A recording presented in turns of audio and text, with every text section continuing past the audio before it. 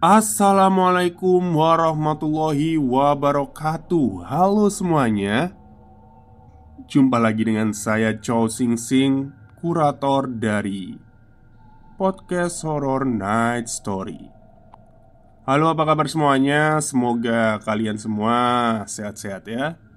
Dan seperti biasanya, pada hari ini saya kembali dan akan menghadirkan sebuah kisah mistis untuk kalian semua. Kisah mistis kali ini adalah lanjutan kemarin ya dari tweetnya Mas Bri Story tentang Ujung Kulon. Jadi ini adalah bagian akhir, bagian kedua dan bagian akhir dari ceritanya Mas Bri Story. Oke, daripada kita berlama-lama, mari kita simak ceritanya. Di kejauhan ada keramaian, ditandai dengan banyaknya cahaya lampu dan obor yang menyala. Setelah itu, ada tempat seperti dermaga. Terlihat juga hamparan laut yang luas. Banyak perahu sandar dan akan bersandar. "Kok ada kota di sini?" "Itu kota apa, Pak?" tanya Ray. Ujung Kulon bagian 2. "Kamu tunggu di sini ya. Aku mau ngejar mereka sebelum menghilang." Itu yang Ray bilang sebelum dia lari mengejar dua obor itu. Dua obor yang sepertinya dipegang oleh dua orang. Obor semakin menjauh. Ray terus saja mencoba mengejarnya. Gelapnya malam gak mengurangi tekad Ray untuk terus mengejar mereka. Sementara itu, aku sudah jauh berada di belakangnya. Ray sudah gak melihat aku lagi, tertutup oleh pekatnya gelap hutan raya. Ray menyusuri jalan aspal yang jadi jalur kendaraan melintas. Hingga beberapa puluh detik kemudian dia berhenti. Kenapa berhenti? Padahal obor-obor itu jaraknya sudah semakin dekat. Ternyata Ray melihat kalau obor itu berbelok arah ke kanan jalan. Turun dari jalan aspal berpindah ke jalan setapak masuk ke dalam hutan. Muncul keraguan di dalam benaknya.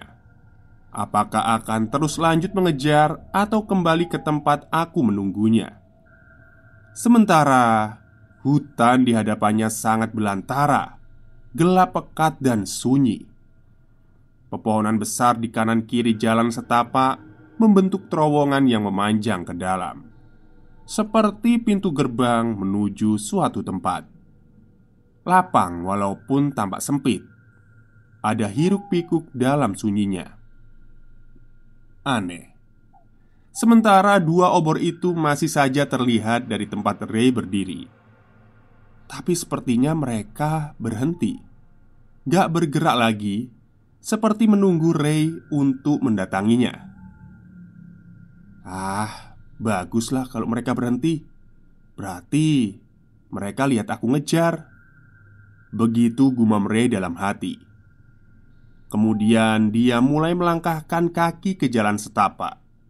Melangkah dengan sedikit keraguan memasuki hutan belantara itu. Gesekan kaki ketika melangkah dengan jalan tanah yang bercampur dengan dedaunan kering menjadi satu-satunya suara yang terdengar.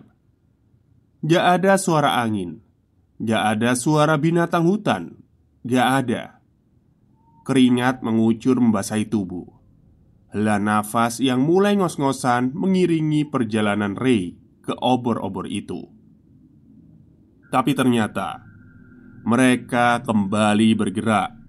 Bergeraknya menjauh, semakin masuk ke dalam hutan. "Pak, tunggu!" Ray berteriak mencoba memanggil, namun gak ada jawaban. Malah sepertinya terus bergerak semakin menjauh. Ray seperti tertantang untuk terus mengejar, terus berlari, sampai akhirnya nafas tersengal-sengal kelelahan. Dan dia pun berhenti, menunduk memegangi lututnya. Ray coba untuk mengatur nafasnya. Sialan. Orang-orang itu kenapa susah dikejar? Tapi sekali lagi, obor-obor itu berhenti bergerak ketika Ray berhenti. Aneh, ada sesuatu yang gak beres. Ray mulai menyadari ini. Lalu ia terduduk di bawah pohon yang besar. Lemas tubuhnya membuat dia bersandar gak berdaya. Pikirannya berkecamuk bingung bercampur khawatir ketika dia menyadari akan ada sesuatu. Ternyata ketika melihat ke belakang, Ray gak melihat lagi jalan setapak yang baru saja ia lalui. Hanya ada pepohonan hutan belantara. Gak ada lagi jalan setapak, apalagi jalan aspal tempat aku menunggunya. Gak kelihatan lagi. Lemas karena sadar kalau sudah tersesat. Gak tahu sedang berada di mana dan gak tahu harus berjalan kemana untuk kembali. Sementara itu, dua obor tetap terlihat diam di kejauhan, seperti menunggunya. Setelah sedikit terkumpul tenaga, Ray berdiri dari duduknya, lalu kembali berjalan mengejar obor-obor itu. "Pak, tunggu saya!" Setengah berteriak, Ray mencoba memanggilnya, namun kali ini ada yang berbeda. Mereka tetap diam di tempat ketika Ray berjalan semakin mendekat. Melihat itu semua, Ray mulai sedikit lega. Ya, dua obor itu tetap diam di tempatnya sampai akhirnya jarak Ray dengan mereka sudah cukup dekat. Cukup dekat untuk melihat jelas penampakan sang pemegang obor. Ternyata benar dugaan Ray dari awal. Yang memegang obor adalah dua orang laki-laki. Yang satu berpakaian hitam-hitam dengan celana yang longgar seperti baju silat, menggunakan topi di kepalanya yang lebih mirip ikatan berbatan hitam. Sedangkan yang satu lagi menggunakan baju bergaris vertikal coklat hitam, bercelana pendek longgar. Rambutnya agak gondrong, gak beraturan, berkumis tebal. Keduanya bertubuh tinggi besar, gak menggunakan alas kaki. "Maaf pak, saya dari tadi ngejar bapak berdua, mau minta tolong." Kalimat pembuka keluar dari mulut Ray dengan nafas yang masih tersengal-sengal. Awalnya mereka hanya terdiam dengan raut wajah yang agak menyeramkan. Sampai akhirnya mereka tersenyum. "Maaf ya, kami nggak lihat. Memang, mas dari mana mau kemana?" Lelaki yang menggunakan hitam-hitam itu akhirnya memberikan jawaban dengan pertanyaan. "Saya dari jalan besar di depan tadi pak. Bapak lewat sana kan tadi?" "Hah? Gak ada jalan besar di hutan ini mas. Semuanya jalan kecil setapak." Begitu kata bapak tadi. Gak ambil pusing, Ray tetap meminta bantuan untuk menunjukkan jalan kembali ke jalan besar tadi. "Tolong saya pak, saya tersesat, gak tahu jalan kembali." Dengan sedikit memelas, Ray memohon kebaikan bapak berdua itu. "Mas, lebih baik ikut saja dulu. Nanti kalau urusan kami udah selesai, baru mas kami akan antar kemana mas mau. Ayo ikut aja." Begitu kata bapak itu lagi. Sementara bapak yang berkumis tetap diam sejak awal tadi. Gak ada pilihan lain. Ray terpaksa harus mengikuti mereka berdua. Berbalik badan, lalu mereka mulai berjalan menembus gelapnya hutan. Sementara Ray mengikuti dari belakang. Jalan setapak tetap menjadi landas pijakan kaki untuk berjalan, dengan pemandangan gelap total di sekeliling. Beberapa kali Ray menoleh ke belakang, bermaksud untuk melihat keadaan. Tapi pandangannya nggak sanggup menembus pekatnya gelap. Hanya hitam yang tertangkap. Cahaya obor sedikit pun gak mampu membantunya. Dan ada satu keanehan lagi.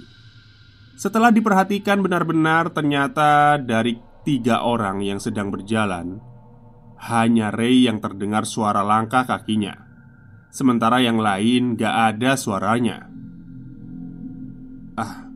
Mungkin karena mereka gak menggunakan alas kaki, begitu kata Ray.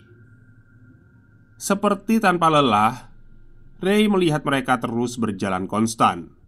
Gak melambat, gak pula bertambah cepat. Gak pernah juga melihat ke belakang. Walau untuk sekedar melihat keadaan, Ray mulai kerepotan mengikuti irama pergerakan mereka. Gak ada perbincangan. Keduanya terus menatap ke depan tanpa pernah menoleh wajah ke kiri dan ke kanan. Hutan belantara ini juga diam membisu, gak mengeluarkan suara layaknya alam luar. Sepinya banyak menimbulkan pertanyaan. Heningnya mulai mengurat garis ketakutan dalam lubuk hati Ray yang paling dalam. Pak, bisa beristirahat sebentar nggak, Pak? Saya capek, Pak." Entah sudah berapa jam mereka berjalan ketika Ray memberanikan diri untuk membuka suara. Namun mereka tetap diam dan terus saja melangkah, seperti tidak mempedulikan Ray yang baru saja mengajaknya berhenti. Duh, mau kemana sih mereka ini? Di tengah ketakutan yang mulai semakin membuncah, Ray bergelut dengan banyak pertanyaan di kepalanya. Tapi sejauh ini belum ada jawaban. Sampai akhirnya mereka sampai pada daerah yang jalannya menanjak, tanjakan yang cukup tinggi. Hal ini membuat Ray semakin tersengal-sengal nafasnya. Langkahnya semakin tertinggal. "Pak, pelan-pelan, Pak. Tunggu saya." Sekali lagi Ray memanggil, tapi tetap saja gak ada jawaban dari 2 orang itu. Mereka tetap terus jalan dengan langkah yang konstan. Padahal jalanan benar-benar menanjak dan agak terjal. Tanah bercampur bebatuan menjadi pijakan langkah. Sampai suatu ketika mereka akhirnya berhenti sekitar beberapa puluh meter di depan Ray. Berhenti di satu daerah yang tinggi, seperti puncak dari jalan panjang menanjak yang baru saja dilewatinya. Mereka tetap menghadap ke depan. Gak sedikit pun menoleh ke tempat Ray yang masih cukup jauh tertinggal. Dengan sedikit tenaga yang masih tersisa, Ray berusaha sekuatnya untuk mengejar. Dan berhasil. Dengan peluh yang bercucuran, akhirnya Ray sudah berdiri di belakang mereka berdua yang tetap saja memandang lurus ke depan. Lalu Ray ikut melempar pandangan ke depan. Dari tempat yang cukup tinggi itu kelihatan ada pemandangan menarik. Gak jauh di depan ada jalan menurun tajam. Agak jauh lagi, sekitar beberapa ratus meter setelahnya, terlihat ada keramaian ditandai dengan banyaknya lampu dan obor yang menyala. Ray bingung, tempat apa itu?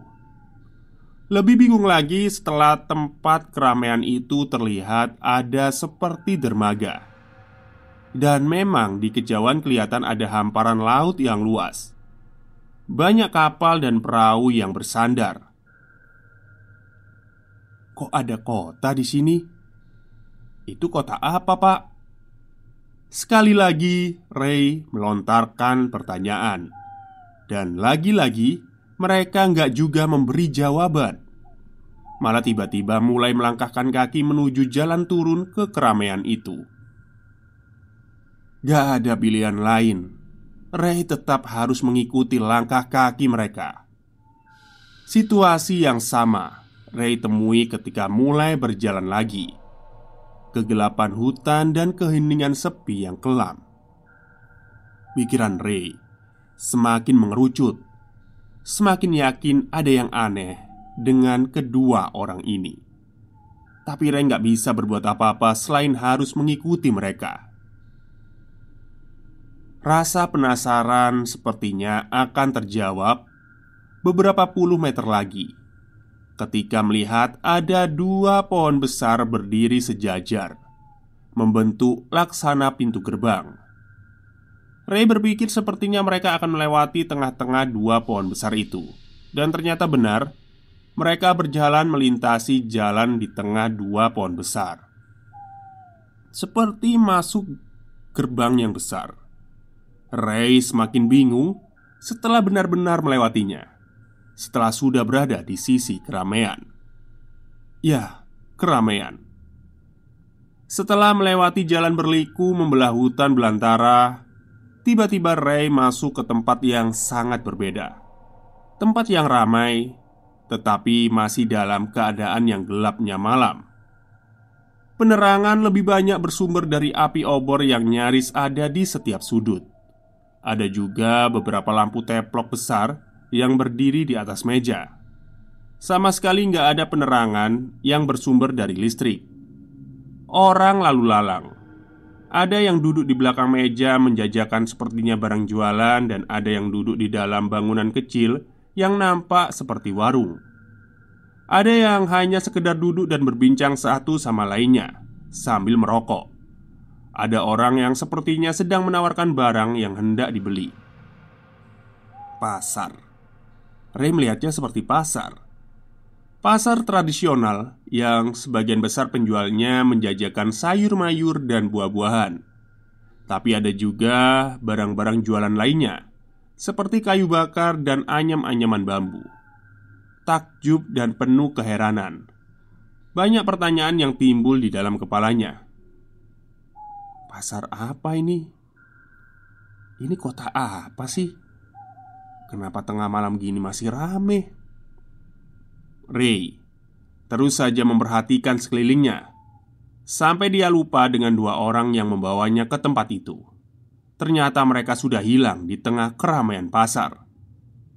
Detik itu juga Ray sudah tidak melihat mereka. Beberapa puluh menit lamanya Ray berjalan perlahan membelah keramaian pasar sambil terus memperhatikan dengan takjub.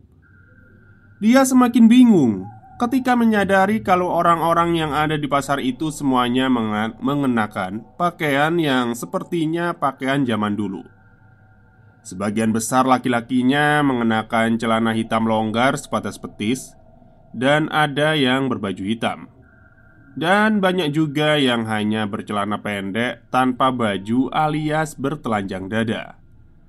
Sedangkan perempuannya mengenakan kemben dan kain panjang bersanggul juga. Ray semakin bingung ketika melihat ada beberapa orang bule yang ikut warawiri.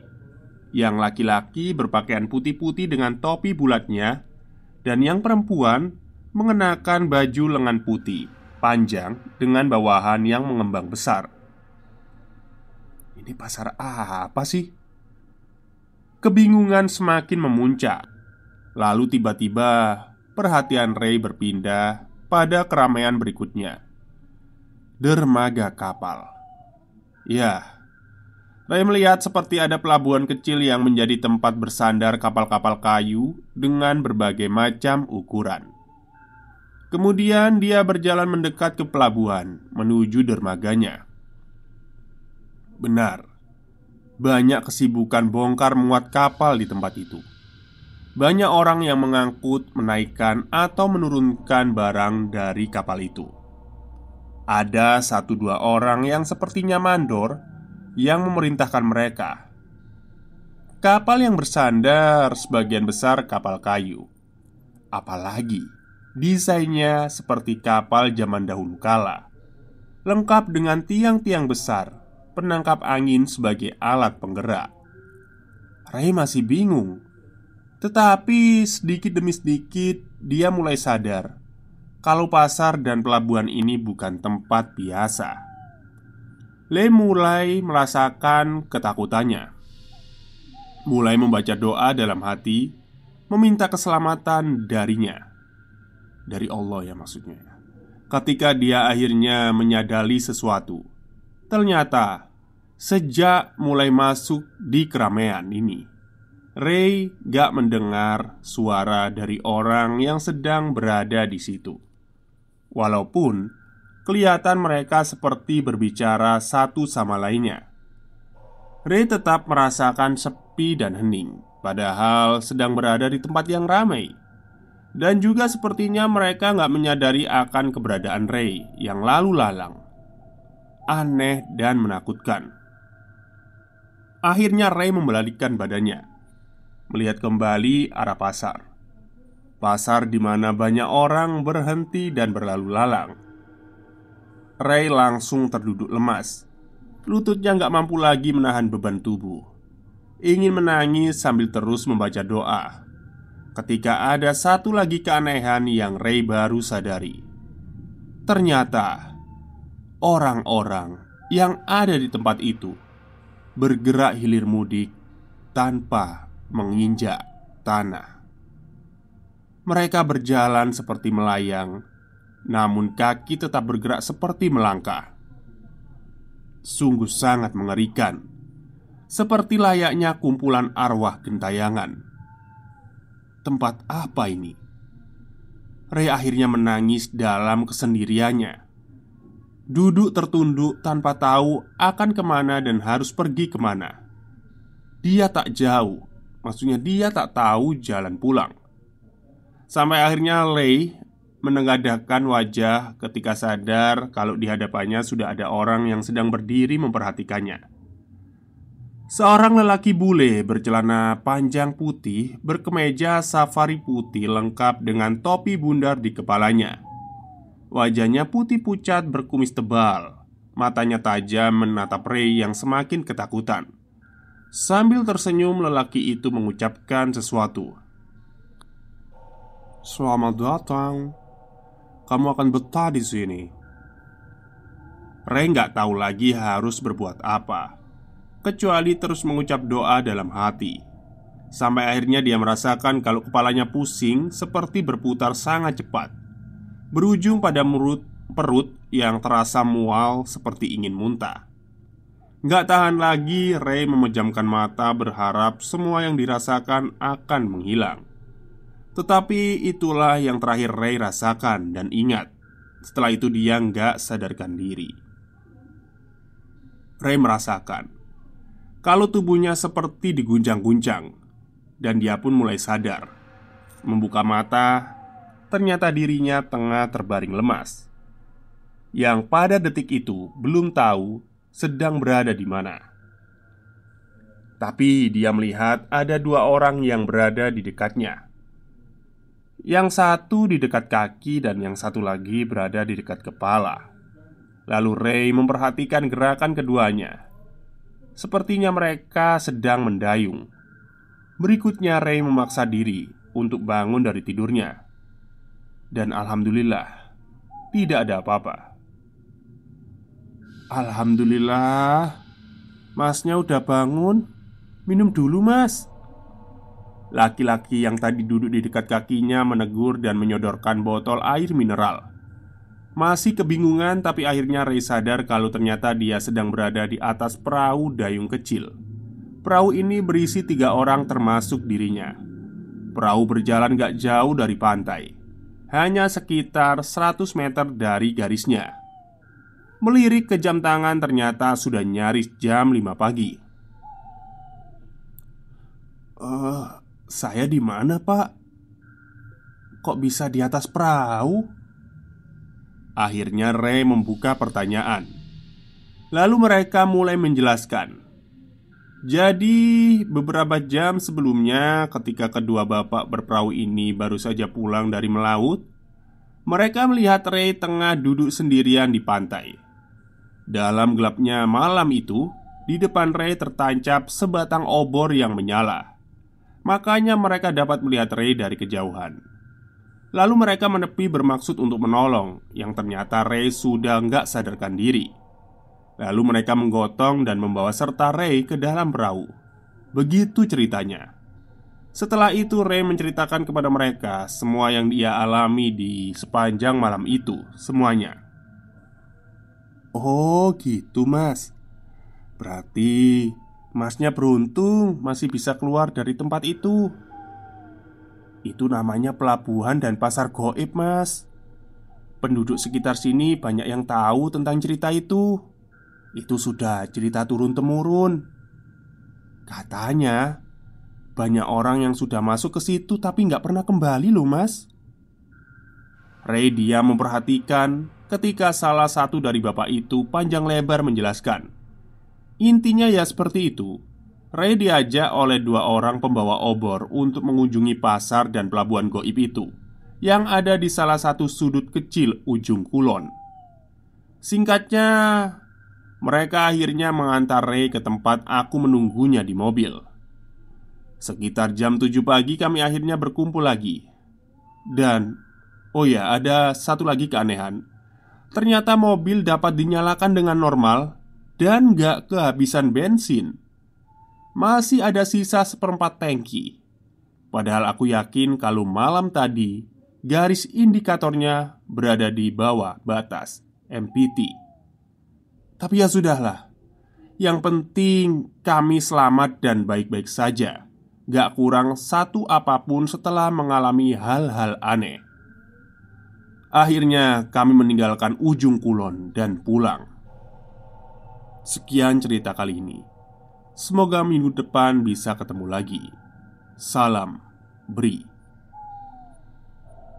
Oke, itulah bagian akhir dari Ujung Kulon yang ditulis oleh Mas Bri dan berdasarkan pengalaman Mas Bri sendiri. Ya, banyak sekali ya orang-orang manusia itu kadang terjebak di dimensi lain, seperti pasar goib, pelabuhan goib ya. Bahkan rumah sakit goib itu ada ya. Pernah viral ya di tahun kemarin kayaknya 2020-2021 kalau nggak salah. Yang katanya dia nginep di rumah sakit, ternyata rumah sakit itu udah nggak dipakai, udah kosong. Saya lupa itu ceritanya. Oke, mungkin itu saja cerita untuk hari ini. Semoga kalian semua suka.